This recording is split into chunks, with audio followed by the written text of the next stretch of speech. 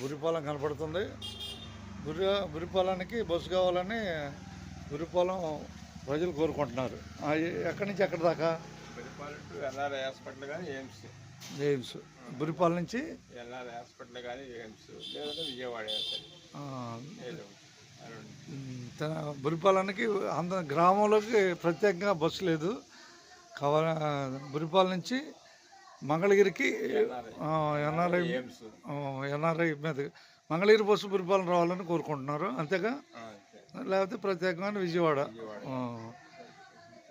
AIIMS హాస్పిటల్కైనా మరియు NRI రెండుకి కలుపుకొని 2 సర్వీసులు కావాలని బురిపాలెం నుంచి బురిపాలెం ప్రజలు కోరుకుంటున్నారు.